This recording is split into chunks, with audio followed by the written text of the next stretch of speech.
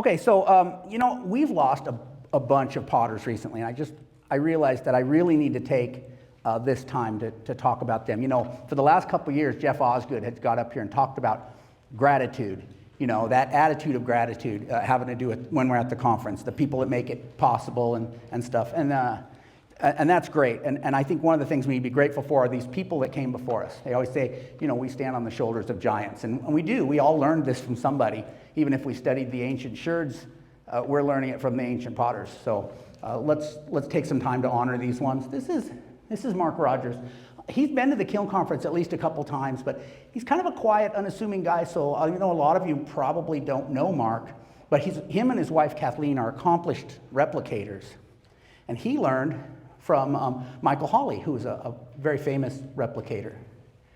And he lived in Tucson, and they're really nice people. And they made these beautiful replica pots. And if you're familiar with Tucson, the Tucson Museum of Art has this artisans market in the spring and fall, and they always had a booth there. So if you are a Tucsonan, you may have seen their work at the artisans market. But a really great guy, and he passed away very unexpectedly.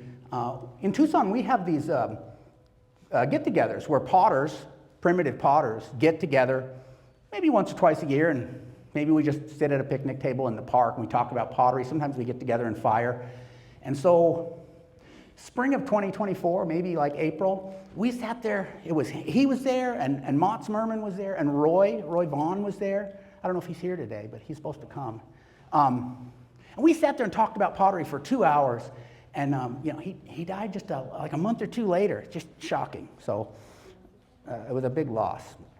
And then the next guy I want to talk about, he's another Tucsonan, Mats Merman, and he wasn't so much a replicator as a primitive potter. And some of you might know there was a book written back in the 70s called Primitive Pottery by Hal Rieger, something like that. Really good book. If you don't know it, you should look it up on Amazon. And that was way, way back in the 70s, kind of hippie stuff, And Mats actually went out to California and took a workshop from him way back in the 70s. And in the 80s, Mats taught primitive pottery at Pima Community College there in Tucson. And even in his 80s, Mats was sharp as a tack. And he would always be out hiking up some mountain looking for some mineral or experimenting with different clays and stuff. He just was always active. The last couple of years, he's been taking care of his partner, Dee. She's had some health problems, and so he wasn't really active in pottery as much. And then one day, Dee just called me out of the blue and said, Mats passed away in his sleep last night. Again, just really shocking and sudden. And I told Dee, I said, well, he had a long life, and we all got to go, but that's the way to do it, right? To go quietly in your sleep. But yeah, he was a great guy. And if you ever met him at the conference, you'd remember him because he was really kind of outgoing and friendly and that sort of person. And then there's Matt Thomas. I never met Matt, but he's an accomplished replicator. He also was a person that would restore ancient pots. And so he's kind of well known for that. And he also passed away recently. Now, ironically, the only time I ever talked to Matt was I was here in Safford. I was photographing the pots down at, there's a little historical museum in Pima, and they've got a nice collection of pottery. And so I was here in town photographing that, and I was shooting a video, and he called me out of the blue.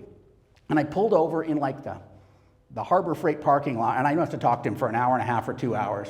And it's just a real interesting guy who knows a lot about the ancient pottery of Arizona. Here's some of the work he did. So another big loss. And then a man that needs no introduction, John Olson.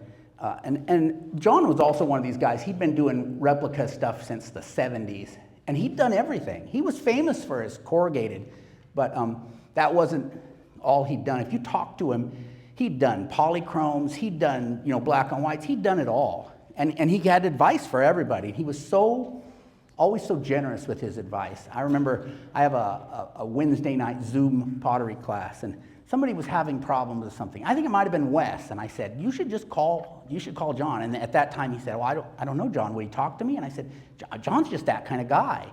It might have been when you were trying to deal with like firing in cold weather, because I don't deal with cold weather firings in Tucson, but John did. And that's just the kind of guy he was. He was just so generous with his knowledge that even if he didn't know you and you called him, he would give you the information you needed. Just super generous. And came to the Kiln Conference many times. And Not really an outgoing person, but a lot of times he'd just sit there and make corrugated pottery, and people would just congregate around him and watch him work. And if you look through at the Southwest Kiln Conference website, you look at past conferences, and you can find pictures of John. That's where these 2 pictures of him here are. And there's quite a few of them, but almost all of them are him making a pot with his head down, because that's just his natural stance here. He would just get some clay and start making a corrugated pot. So another big loss that we had recently. We've lost a number of potters. So the main thing I wanted to remember about was talking about how we stand on the shoulders of giants, and we all need to honor those people that we learn from. These people, Mark and Matt, and Motts and John, they're gone, but there's still people here that we can learn from. There's people here in the audience today that have information. Not only tell them thank you, but take the time to sit down with them and chat about pottery and see what you can learn while they're here with us, because we're all heading in that same direction. So keep in mind that the time to sit down with these people and ask those questions about pottery, the time to honor those potters is while they're living with us, so that we can keep that information alive through the years.